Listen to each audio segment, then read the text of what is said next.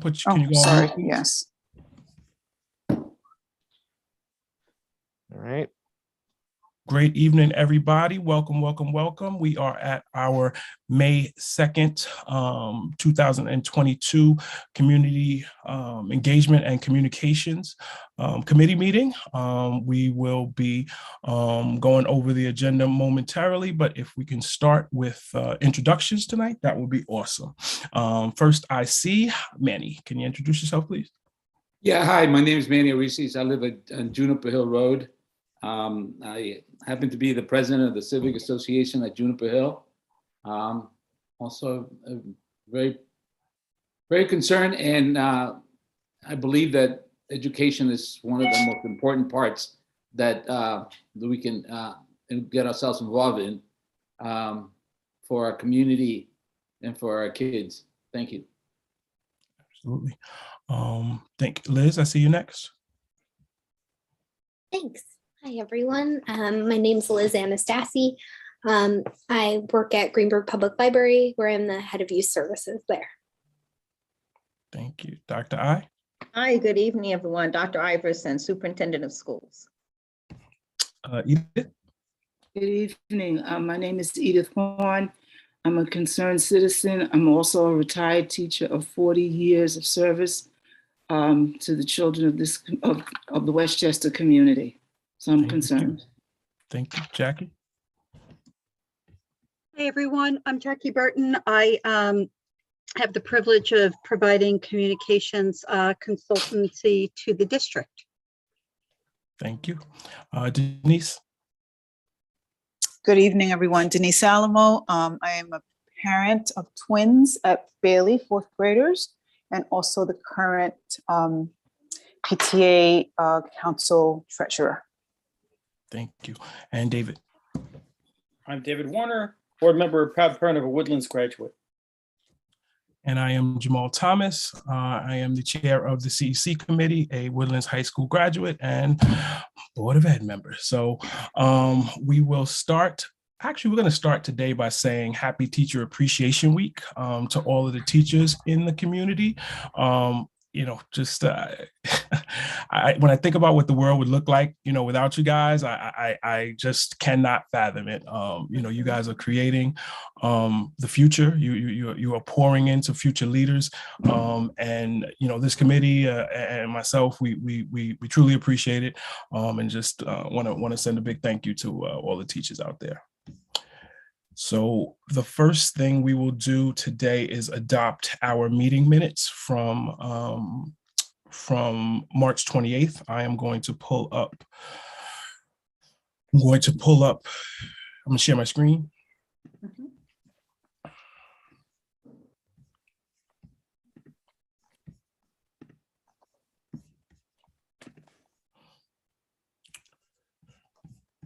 Okay. Here.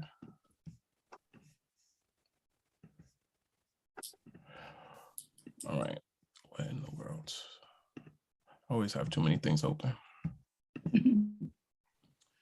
All right, so is everybody see, do you guys see, oh no, now you're seeing something. No, we saw it for a moment and then it went away. All right, let me change this.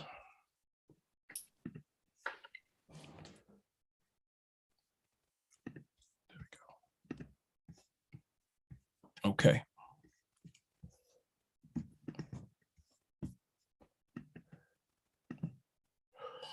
All right, so at our March 28th meeting, we had, oh, wait, you're not seeing it, you still don't see it, do you? We see it, I see it. Yeah, Okay. we see it. It's showing, I have two screens, so it one. We got it. All right, so at our meeting, we had Dr. Iverson, David Warner, Samantha Ives, Terrence Jackson, Stephen Morton, Francis Sheehan, Edith Horn, Lloyd Court, Mona Fretag, Liz Anastasi, Kelly Ross, Mary Spells, Sarah Lazari, Roy Finish, and myself. We did adopt the meeting minutes for our February 28th meeting. We discussed, the superintendent had updates. We talked a little bit about COVID restrictions, which are continuing to be re-examinations while cases are currently still low. We expressed that masking is going to be something that continues to be self-governing. Test to Stay is still in place. We had a parent highlight the fact that they have a child who is immunocompromised and is wearing their mask, and they gave a shout to the administration because they felt like the student had not been bullied or anything to that effect. Nobody tried to influence them to take their mask off, so we appreciate you for that, Dr. I. We discussed the summer reading program, and we are hoping everybody connects to the library for more details on that.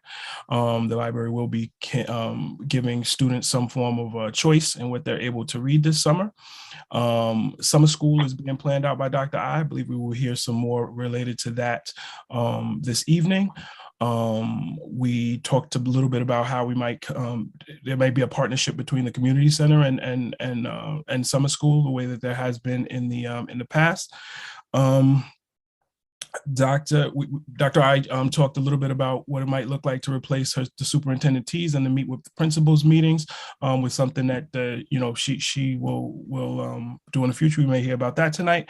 And there were some community members that had community members want to events to allow them to collaborate more. Oh, community members expressed the desire to have events that will allow them to collaborate more with administrators.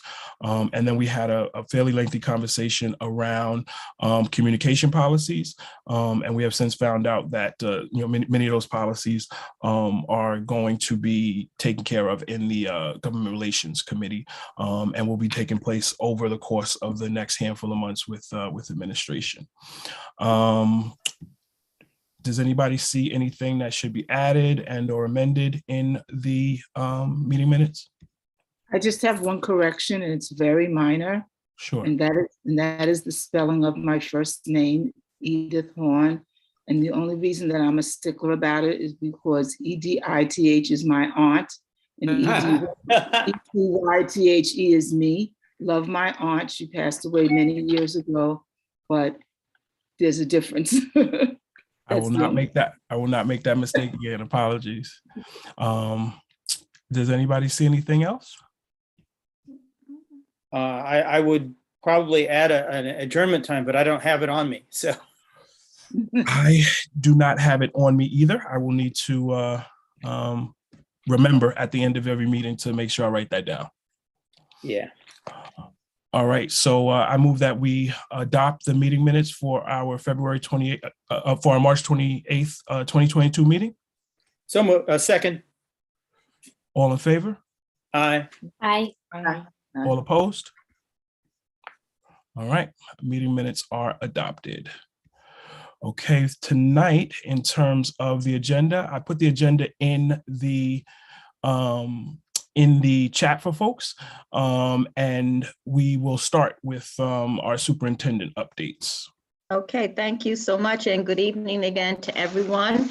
I'm going to jump down to number 4 under number 4, the very bullet you have there, Trustee Thomas, on the agenda. Happy Appreciation Week, and then I'll go back up to my items. And just make sure I echo what you said about how important this day is, this week is. This is a full week of celebrating those persons who work with students, who help students learn everything they can, who are committed and love the work they do. And so we too, as an administration, I just want for the community to know and this group to know, I took some time today to honor our staff, teachers and staff, the district staff as well, because we know the work of education and teaching and learning doesn't just happen in a bubble, that the central office and every office in the district supports learning. We couldn't have done the remote learning the past 2 years during COVID without our technology department, without our business office, without all the other offices that support instruction. So today we honored everyone with the continental breakfast that was delivered to every school. And so, and I received some very nice emails from teachers who said it was delicious, as well as I wanted to make the point that we ordered for everyone a little piece of a puzzle piece. It's about a dime size. And the message we sent today is how all of us are a piece of that puzzle. And that what makes the organization work is when all the pieces work together. And once we work together, of course, that puzzle. And I see a couple of people on the call who heard me say this earlier, so please bear with me because I met with the PTA Council earlier. So some redundancy here, but for the purpose of those who went on that call, it was just important that we send a message, new administration, you know, I've been here now going on 9 months, maybe. Dr. Macaluso's 7 maybe, and Lisa is a full year, but just all of us in our first year of administration, we've worked very hard to send that message to the district and to teachers how you know, as hard as this work is, how much this work is, and even a high expectation of what's expected. It is not without notice of what everyone does to contribute to this puzzle. And once all the pieces fit, you know, like any puzzle, it's complete. So we're on that journey, and we wanted to make sure we honored them this morning. So I was very pleased and excited to do that. And I did, like I said, Aramark provided the food, and everyone commented on how delicious it was. So Trustee Thomas and Trustee Warner, and to this esteemed committee here, we want you to know as we work on community engagement and just connecting with our staff and district as well, we did something for them. Back up to my bullets. The first one, I don't have the agenda. What was the first one, Trustee Thomas? I'm sorry. I will keep the agenda up. Apologies. It's okay if you can tell me. It's a communications policy that what we discussed in with the communications policy last week. Okay. Sure. The communications policy. So you're so right. I am also the liaison to the governance and policy committee, and that we have as a committee decided to prioritize those policies as a district. We need to look at. We need to create some policies we don't have, and many of the policies we have, we do need to update. So because of the voluminous amount of policies we have, and I went into that meeting knowing that we have two, we also want to update policy 3110, and I think it's 3111, relative to community involvement and community engagement. What the governance committee did was had me and prioritize what policies we need to work on first. So we have decided that, so our policies are in the list, but they're not at the top. So that's probably what I want to make sure I say. We have some policies we must work on right away and that are not included in our bank of policies that every district must have. So they have risen to the top of the list. And so we're working on those, and I can just tell you a couple of them. Diversity, equity, and inclusion. That's a policy we must work on that we don't presently have language on. Other required policies, Title IX and sex discrimination, gender neutral single occupancy bathrooms. These policies are aligned with our national climate on how we are being inclusive of all kids, all people, regardless. So districts are mandated, just like you see in all workforces, everyone's mandated to be inclusive and open-minded and develop policies around that. So those are priorities and they're required. So they're at the top of the list. And then we have a couple of other policies that we need to change that we have language on. And they will go through the process I described last time where and Ivy and I have begun just going redlining both policies next to each other. What we have now, the policies being recommended, because NISBA will send every district what's the new recommended language. So we first redline and look and cross-check back and forth, and then it will come to that process in this committee and all. Once we get that done, that's when the policy and this committee will have some idea to look at it. But we're not there yet. And then we have some that that were requested by us. We have some that were requested on public complaints, use of email in the school district. These are the ones from this committee that you requested. Media, municipal government, senior citizens, that's policy 3110. 3111 is the one on community involvement. 3230, public complaints. Yes. 6411, use of email in the school district, and 8331, controversial issues. When I met with Ivy today, we think we can get to with 3111 on community involvement. Once we're going to try to get to that one this year. We have not started yet, but just want to give you the full scope of this work. that the priority is, we have many policies that need to be revisited. And because of that, we've had to prioritize. So no word, no update. We haven't begun the one on community involvement. Know that it is in the list, but I will continue to report to you every month where we are on it. We're religiously working on it. In between everything else, we're trying to get them done. Any questions on that, anyone on this call? That's just where we are on the communication policies. So summer school, Dr. Macaluso and I met today, and everything's, he spoke a little bit about it at the Education Wellness Committee meeting. He and I specifically spoke about the summer reading program today, and I know Liz is on the call. So what we've done as the district, we've purchased a book for every student to read over the summer, to just foster their continued reading over the summer. We will provide activities for students to complete on the book.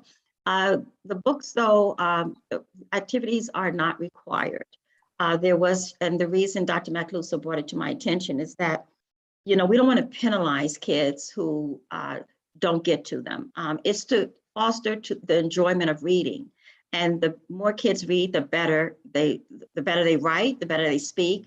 We just want to encourage reading, and the activities, those who completed, great. We won't go after those who did not.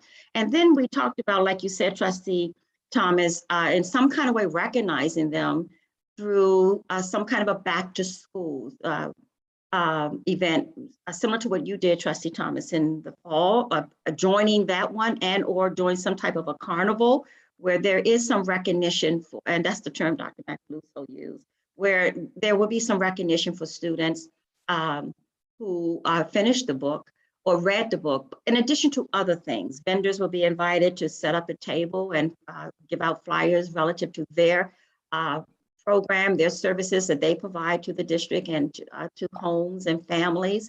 Hope there'll be food, there'll be games. We'll try to find as many free items we can find, backpacks and things to give away. It's sort of like the back to school for the community. And we thought that'd be the perfect place to put this, when we plan that out. So we will join if that's something you do again, Trustee Thomas. If not, we are looking to do something to recognize the kids. And I'll continue to give you an update the more I talk and meet with my cabinet and find out where they are on this. This was during cabinet meeting this morning where he gave me an update on that. Summer school, I know that we have posted for the teachers. They are, to begin, and he's developing with that group, going through how they're going to identify the kids, what the curriculum will look like. I don't have that information tonight. I will have it though by the June meeting because it's just not finalized, but they're doing that right now. Now the community, go ahead. Related to summer school. Oh, I'm sorry, Edith. Yeah, I have a question regarding the reading activities that you're suggesting. Are these activities sort of like a workbook, textbook, skill and drill assignment type, or are they more like book clubs where children will engage in conversation in book circles and things of that nature, sort of like a book club modeled on like what Oprah Winfrey does, where you have, discussion about the book, about books? Mm-hmm. Not over the summer because it's individual. Everyone reads at their own pace. They're going to be given a book to read and some activities to complete. Now, Liz is on the call. There'll be some discussion. Liz, there's some discussion about the books before they leave from you all visiting the schools. Now, Ms. Horn, that may be where there'll be some discussion about the book with the students. But over the summer, once they get the book and the activities, they complete it at their own pace independently. There are no groups being held over the summer. Groups. And there's no thought of having that as a choice. Because, one of the things that I've always found is that in my 40 years, when you assign books, it's like, you only read when the teacher assigns it. And as you said, I agree with you 100% that we want kids to enjoy books. And I think one of the ways that children can enjoy books, children and young people, is when you actually have discussion. Yes, they're all reading the same book, and yes, they're all reading at different levels and different paces and whatnot. But how do we get them to enjoy it, and not so that it's an assignment? Because after the assignment is over, then it's like, okay, well, the teacher didn't assign it, so I'm not going to read anymore. Right. And that's not a part of lifelong learning. I would hope that we want lifelong learners and to enjoy as many books as possible. Whether you're in pre-K, whether you're in 5th grade, high school, we want you to enjoy reading and not think of it as an arduous task or an assignment. Just saying. Mm-hmm. Liz, can you speak to what you're going to be doing as you roll out the books? Absolutely. Well, I'm going to be talking to the school librarians in the coming weeks to talk about what assignments and everything they have in mind for the students or activities or what have you. So that we should have details for soon. In conjunction with that, we also will have the summer reading activities we're going to be doing at the public library. And usually we do, I think, quite a good job of between the school librarians and the public library of kind of piggybacking those. So for instance, the books that the kids will be reading over the summer for school, they can count towards summer reading activities at the public library too. Where we always have like reading incentives. Last year, the kids got, or for every so many books that the kids read, say in the children's room, we did a really great partnership with one of the local animal shelters. So instead of getting like a tchotchke prize, which we typically do, we donated to the local food shelter or animal shelter for food. And we also kind of incentivized by having raffle tickets and or prize tickets and prizes at the end of the summer too, that had a lot of cool like maker kits and things that kids could win. So we are hoping to piggyback with it that way too. So the students can be hopefully engaged with literature and reading over the summer with us at the public library too. And use their reading for school to engage with the public library too. Thank you for that, Liz. I saw Manny's hand first. You're on mute, Manny. Manny. I'm not an educator, but I have experienced this not only with my children, but when I was a child. And I remember, I don't encourage competition when it comes to learning, but sometimes you need something to kind of prime the the activities, and only those who want to participate. I also was a coach, and I think that people should be rewarded when after they accomplish something, not just because they participated. Okay, I think participation rewards are great, but at the same time, people who try harder and achieve more, and it doesn't have to be, that competitive, but a little bit of competition I don't think hurts at all, and I remember I stimulated my reading habits about, 5th, 6th, 7th grade immensely when I knew I could see my name and the bar being moved in the library. So I don't know if that's appropriate, but I just give you my 2 cents. Okay. Thank you, Manny. Kelly. Hi, how are you? I was just wondering, how are you going about determining the books that the children are going to read per grade? Like, are the teachers involved with that decision? Liz, can you speak? Yes, they were.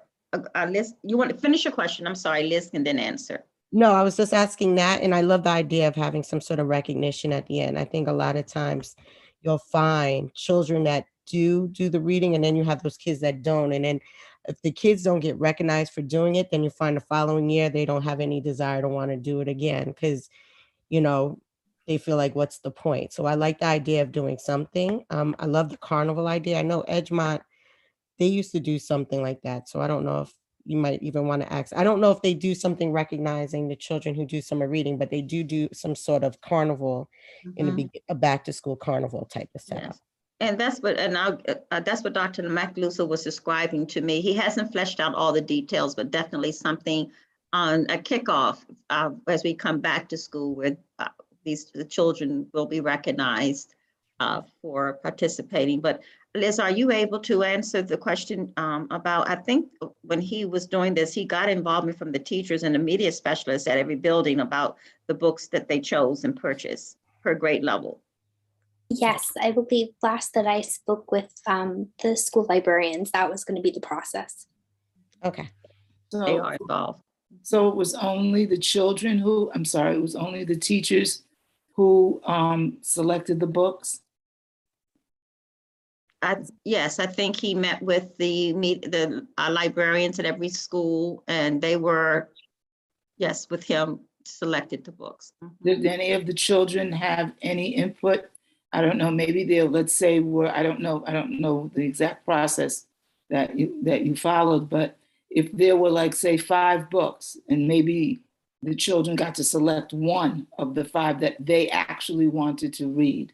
Right. Well, no, that wasn't used this time. Ms. Horn, well stated and taken though, but no, that wasn't used. See, Dr. Macaluso leaned on the media specialist at every building who's working, you know, developmentally with that age group to help identify what they, from working with the students all year, because every child gets library. They have library once a week, where they're pushing in or going there.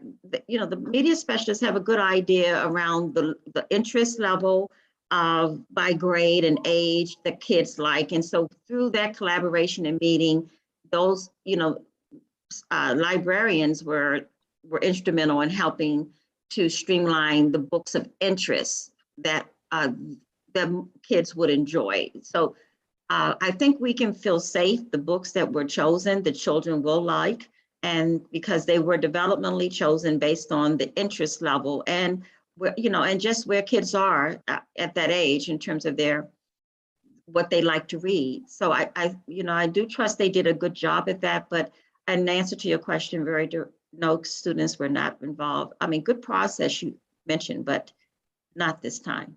Okay. Kelly, is your hand, are you asking something else, or is it still from before? No, that's from before. I'm sorry. Okay, no problem.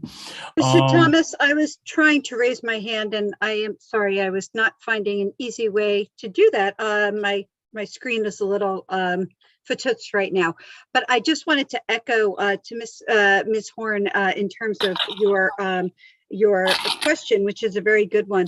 I've spent a lot of time in the schools with the librarians in the recent months, and I do have to echo what Dr. Iverson said. They are very much taking the lead from students when appropriate in terms of the books and the genres that they want to discuss. Of course, they're coming with their own ideas and consulting with their colleagues and so forth.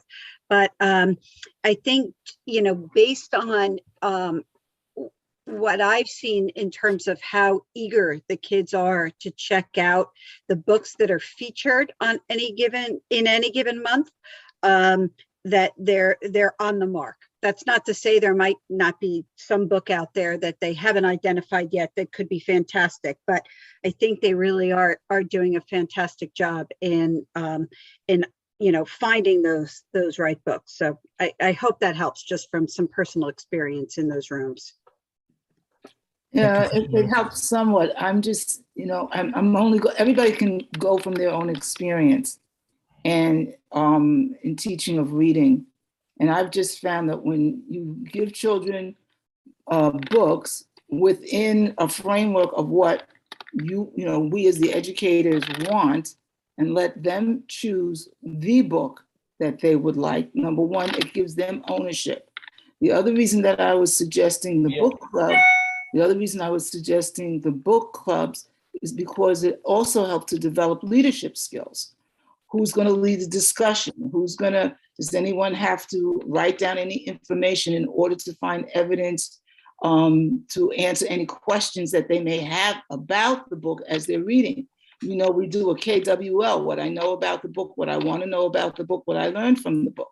So those are some of the things as kids begin to question the book, even before they start to read it, just from looking at the cover, just from looking at a couple of the pages, doing picture walks, they can come up with their own questions.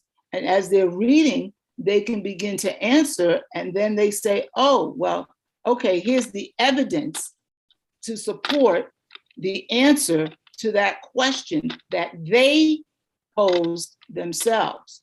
Because the idea is, I hope, that we want reading and writing as well, the same thing goes for writing, that you want it to come from them. And that's my point, okay? And my experience, as I've said, anytime that I have done that, kids are just lapping it up. You know, when you actually put a book in a kid's hand versus giving a parent a list of books to choose from, the kid eats it up. They just love it. My teacher gave me this book. My teacher thought I could read this book, because there's that expectation, there's that expectation that, you know, I can do this. And of course, it promotes lifelong learning. That's what we're all about. You're not just a learner K-12. You're a learner beyond K-12. You're a learner beyond college. Okay, you learn something, I hope. You learn something every day. I hope. I'm 73, will be. I learn something every day. I read every day. And I was not that great at reading when I was in school, in elementary school, because I didn't understand the connections at that time. But I'm just hoping that the children of today, with all the resources they have a whole lot more resources than I did when I came along. Okay, the idea is to make it fun and enjoyable, not an arduous task. That's all I'm saying. You know, Ms. Horn, I agree. I love the book clubs. I do want to just state, I know that a lot of the schools do the book clubs. They just don't do it over the summer. But I know, like, when my son was at Highview, they used to have a book club every month, and he loved it. And it was beautiful because they would give them the books, and every month another teacher would be in charge of it. And it was optional. It was in the evening, so it was nice because it was more of a family engagement activity. And I think they're still doing that, right, Miss Iverson? I mean, Dr. Iverson, I believe they are, right? I mean, I know at Bailey they did it this year. We read forgot the name of the book, but it's been what I love about the book club, because selfishly, as a teacher myself in a different district, I actually became exposed to certain books through the book club that I learned to love with my son, because even when he was younger, we would read them together. And then as they got into Bailey, you know, he would read some of them on his own. Sometimes I'll say, let's read it together, just because, you know, I want to read it also and kind of learn a little bit. And then the activities were fun. We had actual authors show up to the book clubs. I remember with some of them, they would make, like, we read Lemonade War when we were in Highview one time, and they actually made lemonade and did a whole lot of. So I agree with you. I was with the book club idea. I mean, but they do that. I just wanted to let you know that they do have it, just not over the summer, but they do it during the school year, at least in Highview and Bailey. I'm not sure about Woodlands as of yet, because I haven't hit that point yet. And I don't recall that. Yes, and I can further check on that for the next meeting. Yes, you're so right, that, you know, Highview and Bailey does do that. You know, Ms. Horner, you're right on the mark. You're right on the dime about those instructional reading strategies. And this is how kids learn and love to read. What you're describing, though, is what we do in the classroom and what teachers do when, you know, when they are, you know, teaching kids to read. And based on where they are in their reading level and their development, and you know, being with your, you know, many years of experience doing this, you know just how it looks. You just described it. There are times they're reading in small group with the teacher. There are times they're reading independently, and they're citing evidence from text, and they're just explaining it and describing it. And they're being start showing that they can read to learn information, because we all know that transition, it happens when they start learning and then they read to learn. So what you're describing, I just want to say that that does happen in our classes. The book club is another way to do the book circles is what we call them as well. Those things are happening in, like, 2 schools. Just to the point that we just made, over the summer to do that, that will require staff and a place to bring kids together. That's why we're hoping it connects to some degree what Liz explained at the library. That's where some of that can happen around the books that they're going to be reading over the summer. But the strategies you describe definitely still happen. Okay. Thank you, everybody, for that. And yes, hopefully, Liz, maybe we can, do something where we implement some type of book club in the summer, and have the library be a place where more kids decide to frequent. So we definitely appreciate that. I love the idea of the carnival. I'd be happy to kind of start the process of spearheading some type of back to school event. Perhaps we can have a conversation about that in our next meeting in detail, and elicit everybody's ideas on how we can make that how we can make that work.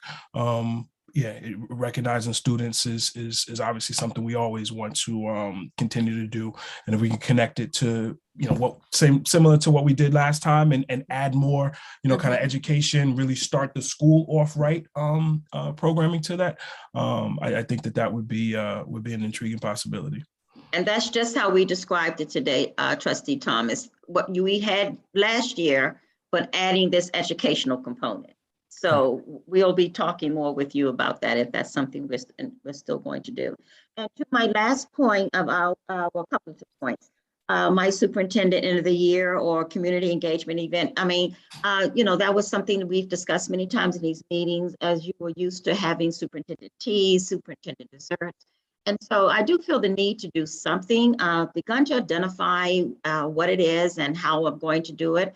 And around in June, principals will be involved. If I could just have one more, wait to the next meeting, I would love to run it by the board first with my date and idea, and then share it with this committee. But it will be something along the lines of just sort of end of the year update, just some where Dr. Macaluso, Lisa Raymond, and I would sort of meet with whomever would like to attend that. Still haven't decided on how that will look around this year, and where we are as we end this year, since this was such a transitional year.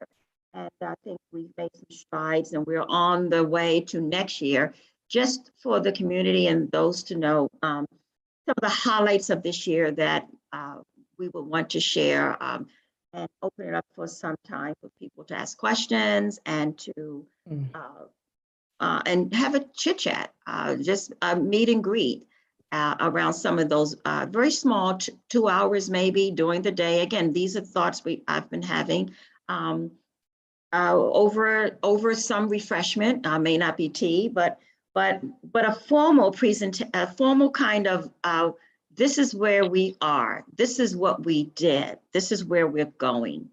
And in all those bucket areas. So I would handle from the vision of the district and some of the things I've done with administrators this year, where Dr. Macaluso will tie it into the curriculum piece and how we've put those two together with our PLC leaders and our math leads who have been actively involved in training and professional development on that leadership capacity as we approach now what we're going to focus on in math next year. So they've been engaged in some very heavy PD that we've all enjoyed. And I've shared this with the board in my updates. And Lisa to come along and show how the budget supports that. How with the budget, what I talked about was the vision and the motivation and priorities for how we approach the budget, through what's best for kids, what we need to do for our staff as we continue to build the capacity of everyone to be the very best in their seat doing this work. So and then springboard into, because we know Ed McCormick is still working on that strategic plan. By then I'll have more information possibly from that committee around where they are with some of the focus areas and goals. And then I can easily align what's coming out of that, because once they finish that work, or, we'll go to the board and then to me for us to look at, but it'll give me some idea of what that committee of community stakeholders are thinking we should focus on. So I then can align it and then be able to present it in some format like that. I'm pretty sure I'm not off target so far, because I know from my listening learning tour, some things that we needed to do, and they showed up in Mr. McCormick's work as well. So one more month, but like anything, I do like to take it to the board first and get their blessing and have them hear it. And so if I could, by the June meeting, if we could have it early, because I'm looking to do this around mid-June. So if and then I'll be ready to share what that would look like. But yes, I am planning that as a way of engagement for our community. And you will give me the help on just who should be there, how we go about that once I structure it, if that's okay. And my last two announcements, very briefly, you did mention, Trustee Thomas, about COVID and how I talked about it in Test to Stay last time. Our COVID numbers, so let me slow up.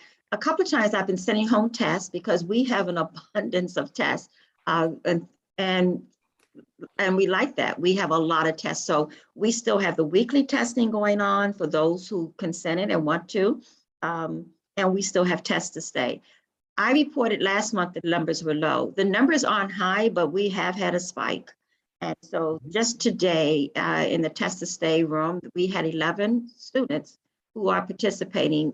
They were exposed at school. And so their parents, in lieu of quarantining 5 days, they are bringing them in every day, every morning. They go to the Test to Stay. If they're negative, remember, they go right to school. If they're positive, they go back home. And so we have seen a little bit of a spike. Ivy, my secretary, sends home those letters. And so it just says to us, we still have to be mindful. COVID's not gone, although we're monitoring our own health and our own level of comfortability around mask wearing. We just still need to be mindful of large gatherings and still be mindful of that, there's still a variant out there, and that, govern yourselves accordingly. If you're walking into big groups, you may want to put on a mask, and you still may want to, don't forget to wash your hands and keep your distance at times. It's just being mindful of that. We can't let our guard down.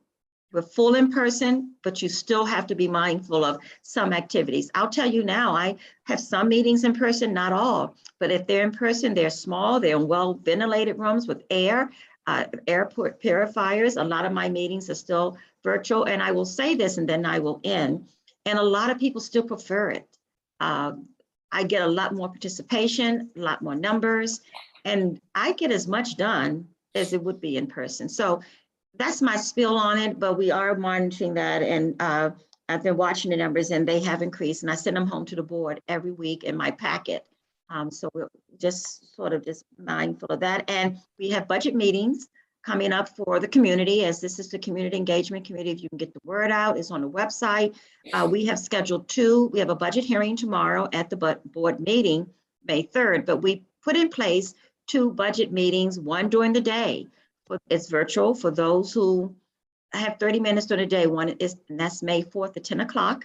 The link and all is on the website, where what we do on Tuesday, Lisa will be available, I will, and Dr. Macaluso, for any community member to log in and ask questions. Today, we reached out to every community member I met with during my listening learning tour, as well as every stakeholder group Mr. McCormick met with. We sent them the flyer and an email inviting them. If you haven't seen any of the budget meetings or board meetings, here's another opportunity.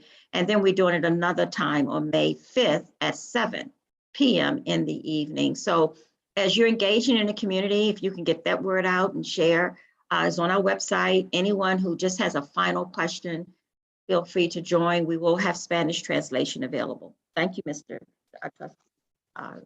Okay, thank you so much, Dr. I. We appreciate all that information. I just would quickly say that for your engagement meeting, you can't go wrong with pizza. So Okay. Wait, I want to say one thing. Go ahead, David. The budget vote itself is May 17th. Oh, how did I forget that? Schools are Yes. open from 7 a.m. till 9 p.m. Be there. Don't forget that. Absolutely. Thank you. Okay, so yes, what David just said, that was one of my announcements. I'm just going to go through these quickly, and if anybody has any, well, I'm not going to be able to answer many questions on any of these, but these are just some of the things that have happened over the last couple of weeks and that are coming up. Obviously, we just alluded to Teacher Appreciation Week. You know, can't say it enough. We appreciate y'all. There were some students, some Greenburgh students that were recognized for exemplary performance in the Writing Revolution, in the Black History Month writing contest. So it was in the River Journal, and out of 583 essays received from students across multiple states, Greenburgh had 2 first-place winners and 3 runner-ups. So, you know, big shout to these students here: Audrey Brackamore, Julia Samuel, Nicholas Hannigan, Caitlin Matthey, and Amy Poet for doing extremely well at this writing contest.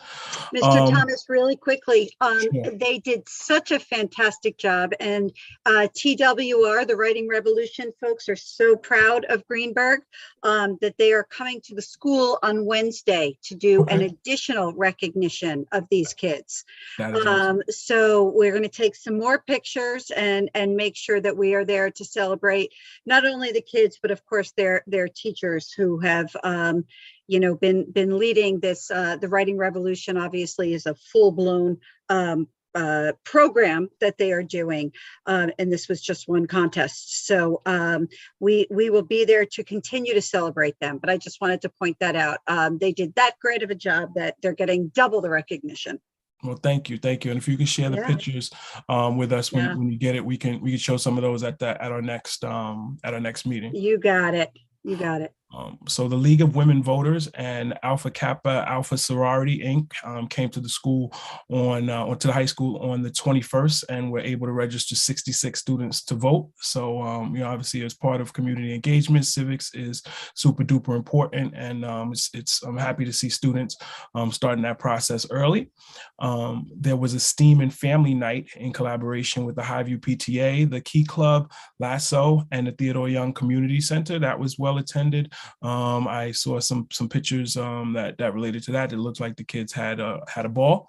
I heard that the Theodore Young Community Career Fair went off you know, very well, and students are starting the process of finding their, you know, positions for the summer and things to that effect. So we love them getting exposed to the world of work. I was actually last week on Thursday and Friday. I spent those mornings at the MBK symposium, and it was incredible, like extremely well attended. A lot of New York State's education elite, you know what I mean? There were just a lot of you know, incredible speakers. People, David Banks, the New York City Schools Chancellor, he brought a bunch of students. He was supposed to give a keynote, but he wound up like having students ask questions, and that was pretty incredible. And there were 2 Woodlands middle high school who became MBK fellows. So Mr. Lenny Cox and Daniel Holmes. So we want to you know, salute to them. The PTA Council sent out an email around teacher grant winners.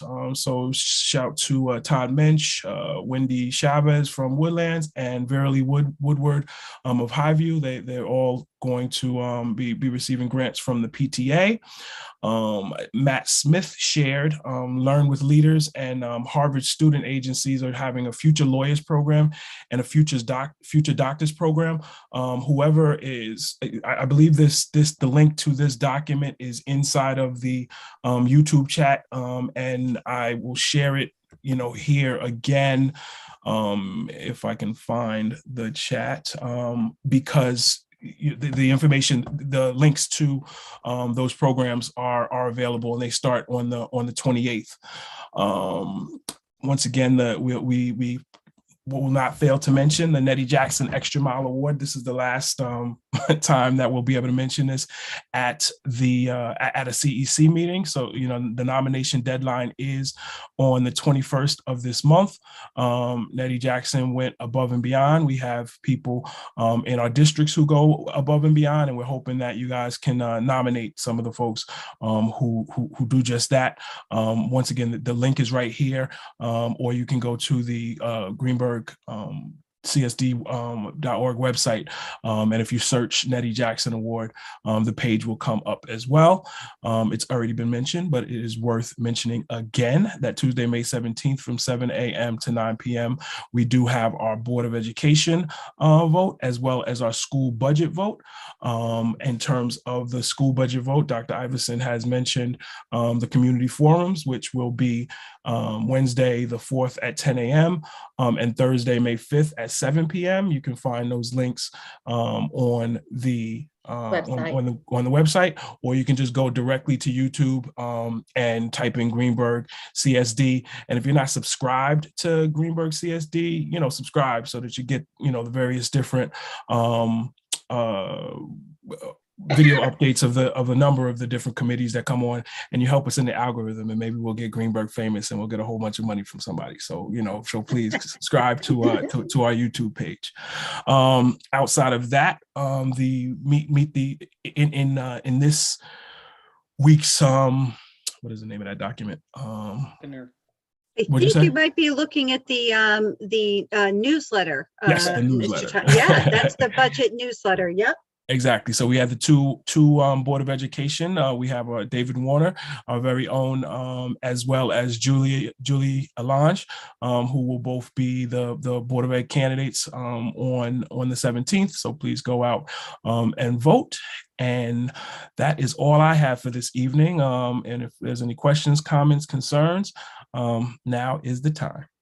I would like to add that the Theodore Young Community Center, the Theodore D. Young Community Center had a job fair as well. I don't know if it was the same as the career fair, but it was a job fair where we were a part of that, and my human resource coordinator attended, as we are actively, looking to always recruit very talented and staff for the district, teachers alike. So we did partner with them and made sure we were there.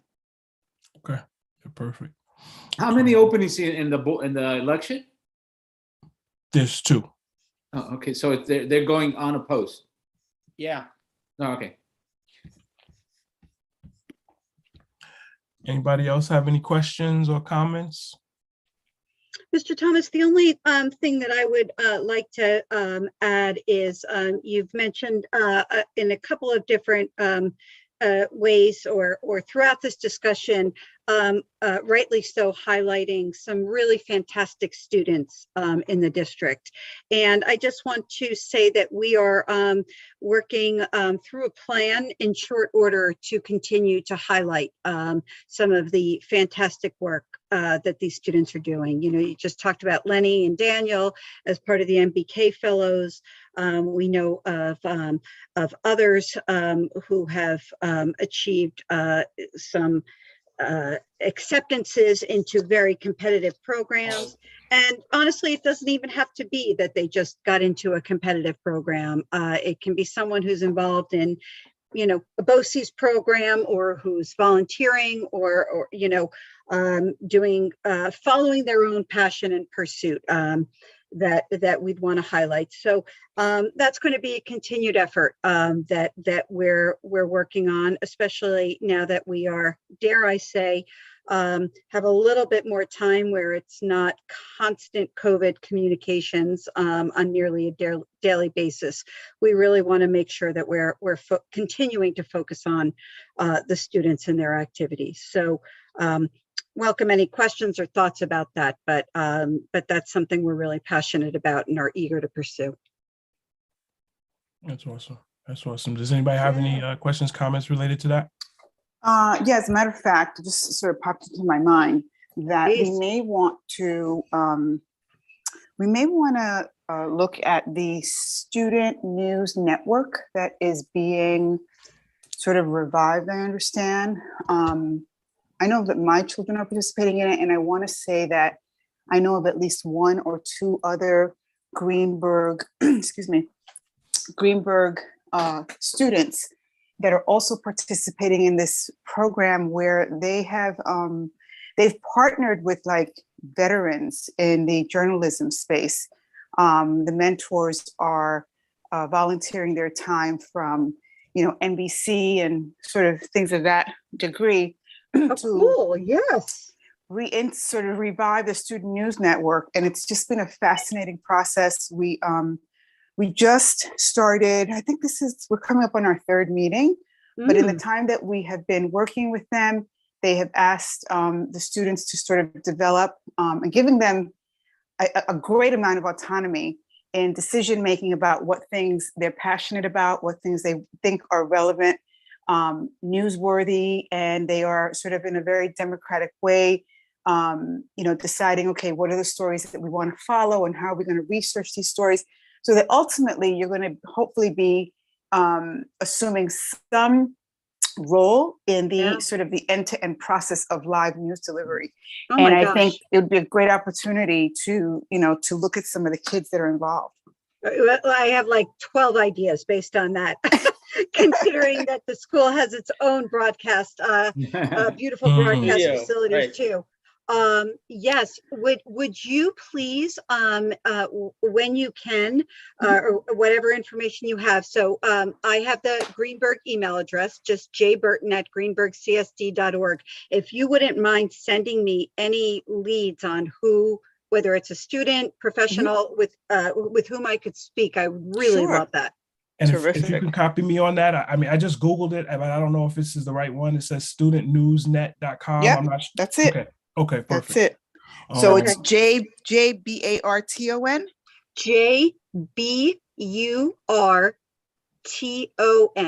Okay, at greenburghcsd.org. Yes, Perfect. please. Oh my God, I love this story. it's been really, really amazing. I mean, and the thing is Yes. that they've opened it up to I don't want to say any age group. My children are the youngest there.